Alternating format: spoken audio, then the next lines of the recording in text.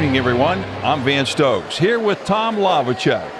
And for the past 10 weeks, we brought you all the ringside action here at the 2010 Armed Forces Boxing Championship. Tonight, a look back at the best bouts and a look ahead to where these Armed Forces boxers go from here. We start with what the pros call knockouts. In amateur boxing, there are RSCs, which means the referee stops the contest. It happened a few times in this competition. Let's take a look. Army National Guardsman Samuel Vasquez from Mount Pleasant, Pennsylvania, takes on the Marine Corps' Angel Garcia of Camp Lejeune, North Carolina. Round number one is where most of the action took place in this particular bout, Tom. You see the attack by Angel Garcia, trying to tabulate some points right now. Oh, and a quick left. Down goes Garcia.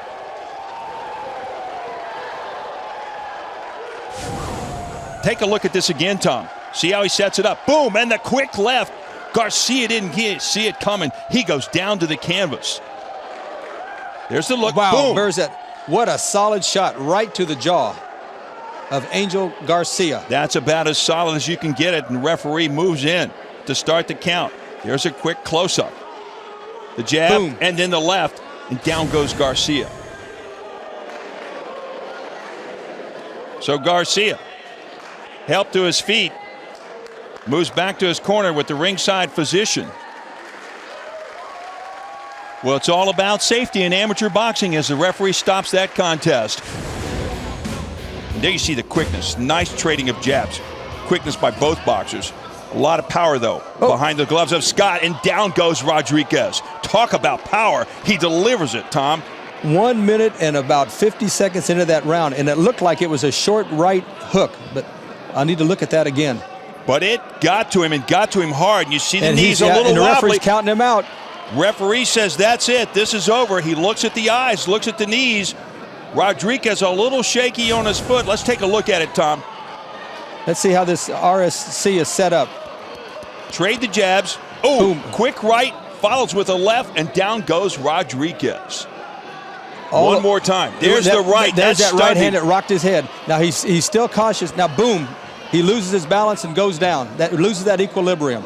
Hits him with the right and follows it up with the left, but Rodriguez is on his way to the canvas. And then once again, that referee is right there to make sure that there's no more damaging blows taking place. So this is a non-championship bout. You talk about experience. Rodriguez got some experience, but Tom, he got it the hard way. That was at the hands of Spencer Scott, the civilian. He learned what it was like to take a tough blow. Under the 1 minute mark here. Opening round of this heavyweight contest. Trading punches in the center of the ring. And there's your first 8 count against Tyrone Hunter of the U.S. Navy. So even though Hunter's leading by the score of 8-7 at this particular point, he does get an 8 count as a result of the blows delivered by Charles Blackwell from the Army. Blackwell says he did it one time. I think I can do it again. The body, the head, the hard right. The hard right hard again. Right, another hard right, and down goes Hunter. Hunter is down. Good movement as he starts to come back up, but the referee says, I've seen enough, and the referee is going to stop this contest due to blows to the head. Charles Blackwell takes out Tyrone Hunter. And immediately there came Dr. Marilyn Boitano, the ringside physician, in to help that boxer. There's a good look at the right, the left, and then back to the right again, and that's a little too much for Tyrone Hunter as he goes down to the canvas, and they're going to keep him down there until they make sure this young boxer has his bearings. Good look at the ringside physician, Marilyn Boitano. She's checking out that boxer, and again, Tom, they're going to do this in the safest way possible. And she's going to make sure that he's down. He is not going to stand up on that ring until she knows 100% he's got his balance back and he can do it on his own. There you see Dr. Boitano saying, follow my finger, keep an eye on that finger. I need to see your eyes. I need to see how they're moving. But that protective headgear that you're seeing right there, designed to keep those boxers safe. Tom, the RSCs were impressive. And so were the bouts where boxers scored an amazing number of points.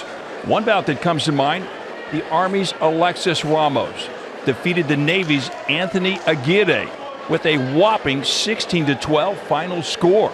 Ramos starts our coverage of this competition's super scores.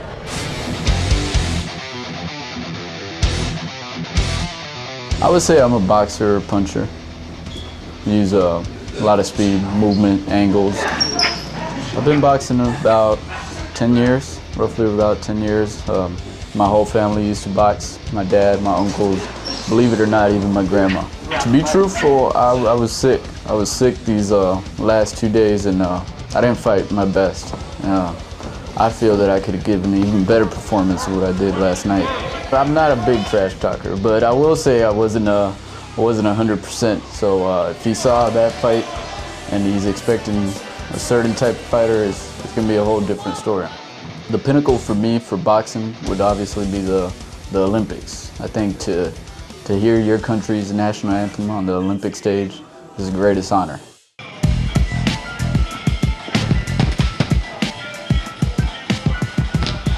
Before I joined the Navy, I've always wanted to get into boxing. I started boxing last year, actually. I wanted to get in since I was like 12 years old, but my mom was always against it. My style would be more of a brawler than a boxer. I'm gonna go out there and do my best, fight my heart out. I know I could beat him, but I'm just the type of person that feel like I could take on anybody.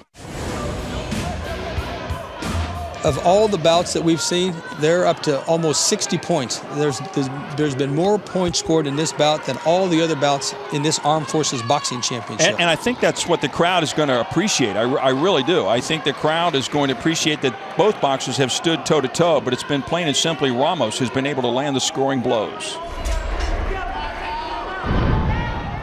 The Army's Connor Johnson of Waterloo, Iowa, is battling Marine Tommy Roque of Dunkirk, New York, in the second round, and the tally has gone 30-2 in favor of Tommy Roque.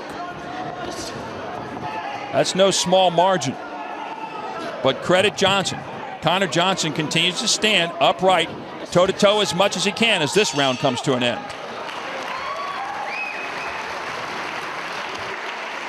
Wow, that is a very, very big margin as Coach Abdullah Bashir from the Army talks to his young boxer, Connor Johnson, who's on the backside of that card. 30-3. Well, here we go. Final round.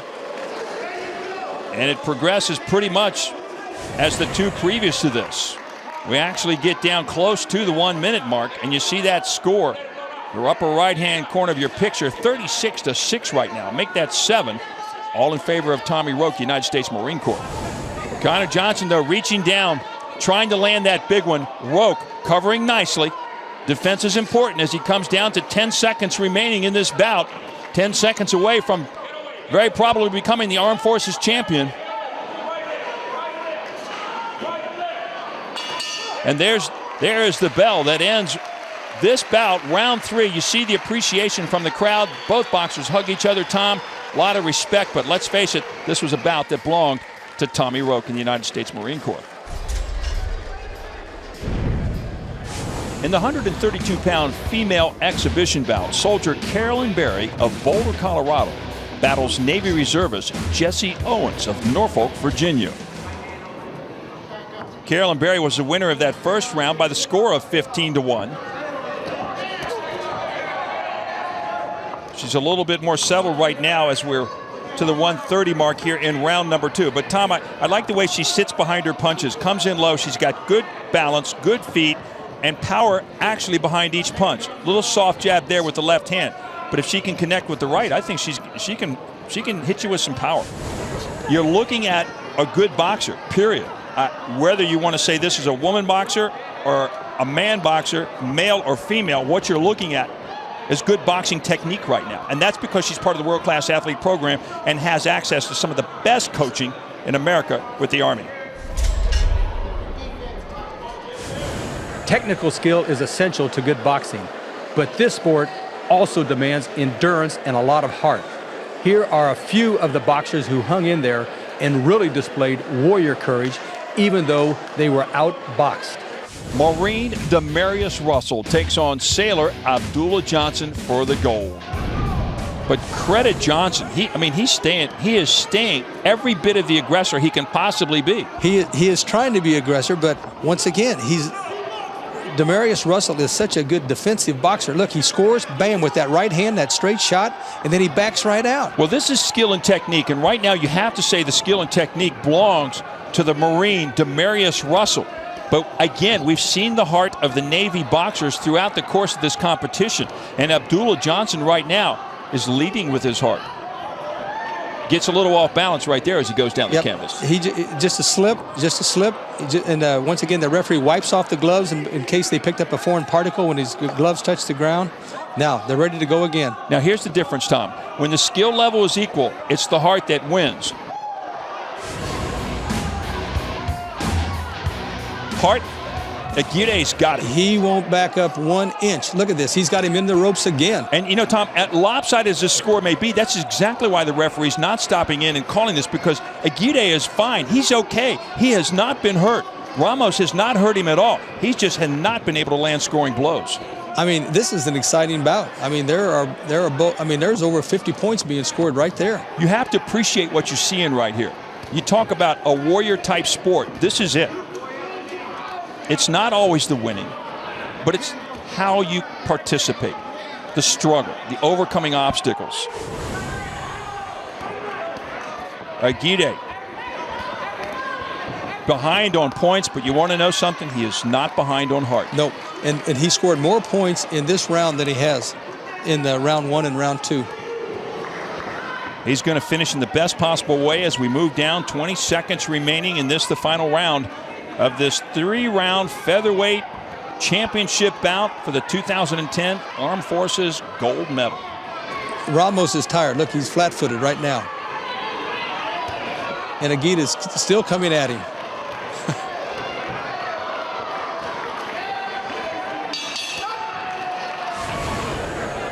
Now, besides heart, these boxers need protection to take that kind of repeated punishment. When we come back, we'll look at the role safety plays in amateur boxing and the precautions taken to protect these warriors in the ring.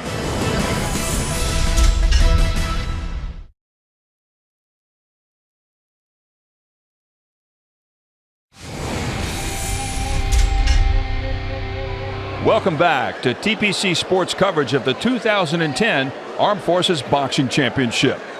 One of the biggest differences between amateur and professional boxing is the focus on safety and protection of the boxers at all times. This means shorter bouts and more protective gear. Take a look. Marine Jamel Herring of Camp Lejeune, North Carolina, faces off against the Army's Dustin Lara of Fort Carson, Colorado. That's Jamel Herring in the red, duking it out early with Dustin Lara of the Army wearing the black. A lot of infighting, and then quickly Herring goes to a knee with a maladjusted headset, Tom.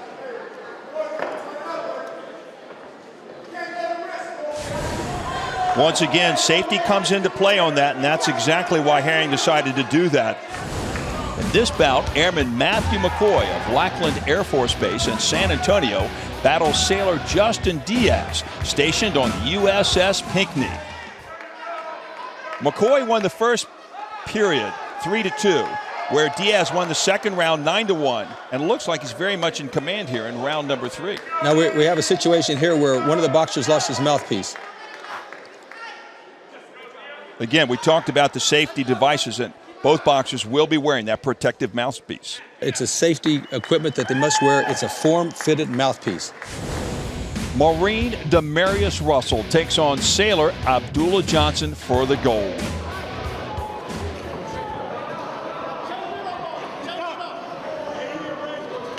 And so he sends Demarius Russell to a neutral corner while we get the mouthpiece checked. Or no, we're going to adjust the headgear. Again, it has to fit for safety purposes. And it's just a simple thing. Now they're ready to go again. Now, the referee also protects the boxers by using his discretion to stop a bout if a boxer is injured or clearly dominated by his opponent. More on that from the Armed Forces Sports Secretariat, Subasadi. Safety is always our concern in every sport we do, because we are responsible for the active duty folks that come to our program. And we're responsible for returning them in some healthy way back to their units. So we always follow safety. So headgear is required in boxing. And as evidenced as what you might have already seen, if there's a blow to the head, there's a standing 8 count by the referee. And if the referee feels that the boxer cannot continue, he'll stop the fight. Here, a look back at bouts ended with an RSC. In the 132-pound female exhibition bout, soldier Carolyn Berry of Boulder, Colorado, battles Navy reservist Jesse Owens of Norfolk, Virginia. Carolyn Berry remains on the attack against her opponent from Norfolk, Virginia, and the United States Navy, Jesse Owens.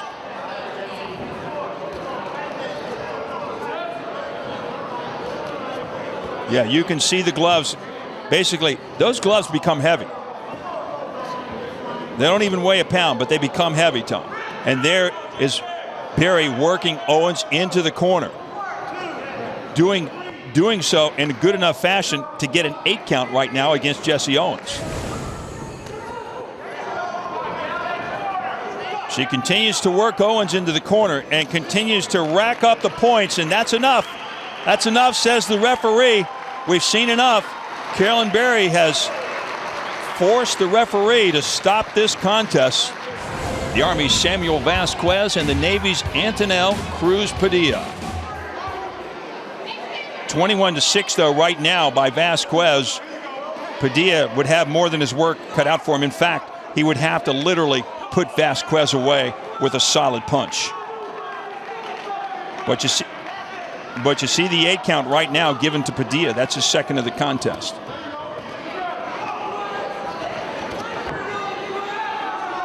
Once again, Samuel Vasquez is another one, has solid blows, solid landing, scoring punches. Both boxers sensing that this one is, I don't want to say nearly over, but we're to the 30-second mark remaining. And there's another 8 count. And that's another 8 count. He's going to send him to the corner, and that's it. So the judges declare Vasquez the winner on that cracking left hook. But as we saw, this bout ended early. It was an RSC, Tom. Referee stopped the contest. Let's go back to Castle Chalice for an explanation now. Tell us what happened tonight with that RSC stoppage, will you? Well, it was frankly a case where one boxer was clearly better than the other. And so what we have is compassion for the boxer. Although he wasn't really hurt in the bout, he was taking a lot of punishment, and it was clear that it was a one-sided bout, and so the referee chose to stop. I think it was a very good call. Coming up, a look at national and other international competitions on the horizon. Stay tuned to see where these talented boxers are heading. Up next.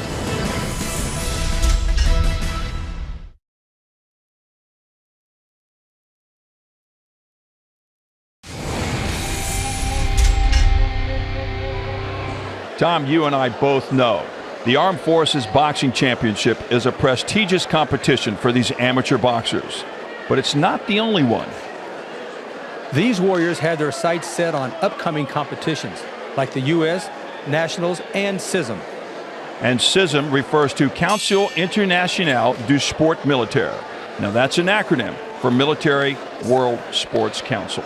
Over 130 countries are involved in this, 23 sports a year, and their motto, friendship through sports. Building relationships with military athletes around the world. More on that from the Armed Forces Sports Secretariat, Subasadi.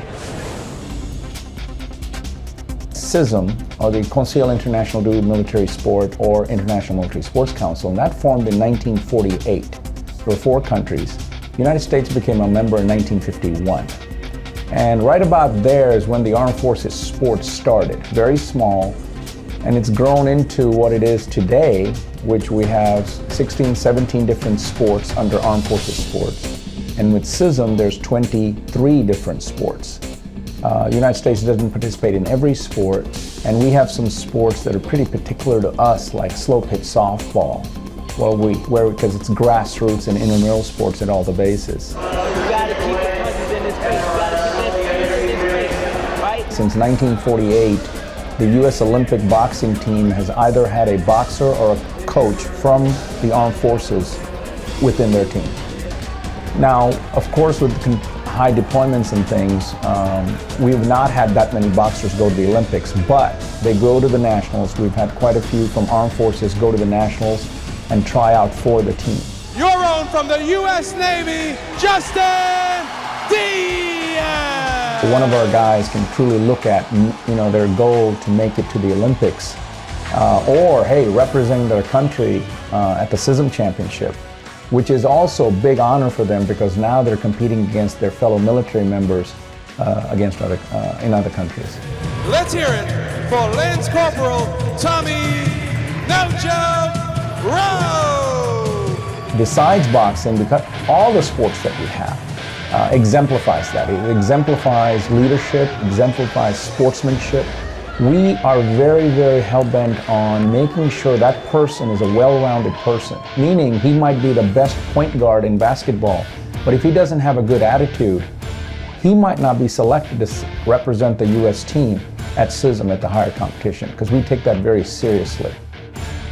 The main focus of CISM is to get the nations together, away from the battlefield to the sports field, the original concept back in World War II, which we're still pushing, and the concept and motto of friendship through sport. We hope you've enjoyed the Armed Forces Boxing Championship Series. I know it's been a great experience for me, Tom. And I have enjoyed every round. Stay tuned for other military sporting events coming soon to TPC Sports. I'm Van Stokes. And I'm Tom Lavacek. Thanks for joining us, and good night.